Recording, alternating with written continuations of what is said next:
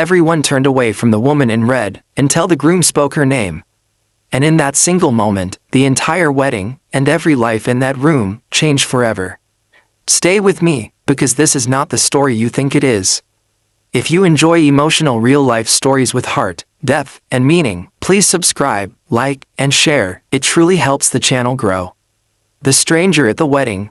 The air inside the grand hall held a quiet thrill.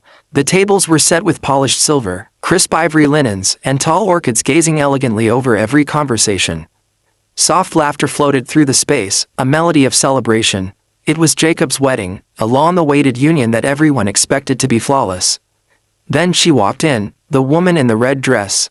Her entrance was quiet, no dramatic flourish, yet she was impossible to ignore. She moved with a natural grace, shoulders back, eyes steady, posture strong like someone who had learned long ago never to shrink. But people did shrink away from her. Guests exchanged glances, some shifted their chairs, others pretended they didn't notice. Jacob's bride, Emma, paused mid-conversation when she saw her. Confusion flickered into tension. The bridesmaids lowered their voices.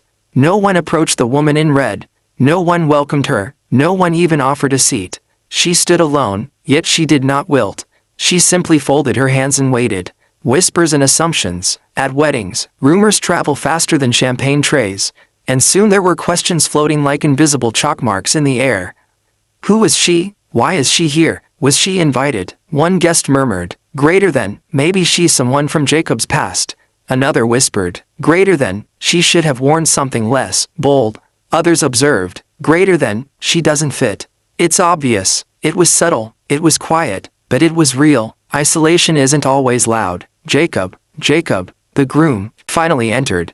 He looked sharp in his white tuxedo, smiling with the quiet confidence of someone stepping into a new life.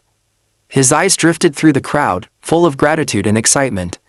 Until they landed on the woman in red. His breath caught, his smile softened. Emma watched closely. Jacob walked straight toward her, not toward his college friends, not toward his uncles, not toward the groomsmen. Toward her. People stared. Emma stiffened. Jacob reached her, and gently took her hands. And then, he spoke her name. Silence like a storm. The room froze. It was the first time anyone had heard him speak directly to her. His voice held warmth, familiarity, respect. Emma's face changed, confusion turning into surprise, then disbelief. Wait, who is she? Everyone was waiting for a scandal. Everyone was waiting for drama. Everyone expected the story to become painful or shameful. It didn't. Jacob turned to the guests and spoke clearly, voice steady and full. The truth, everyone. I want you to meet the woman who changed my life before any of you knew me. This is Dr. Angela Hayes, my mentor, my guide, and the reason I am the man I am today. Not a lover, not a secret affair, not a threat, a mentor, a protector, a foundational figure in his life. Then his eyes grew emotional. When I was 15, I was struggling in school, struggling with direction, struggling with anger, and struggling to believe I had a future. Dr. Hayes believed in me when I didn't believe in myself. The room was still, every assumption dissolved. She tutored me after school without pay. She helped me apply for scholarships. She encouraged me to aim higher than I thought possible. And today, I am here, accomplished, loved, and building a family, because she saw potential where others saw a lost cause. Emma's expression softened, no longer threatened, but humbled. Jacob continued, I invited her today because I refused to start my marriage by erasing the history of who helped shape me. I refused to allow judgment to silence gratitude. He turned to the woman in red with a tenderness that was purely honorable.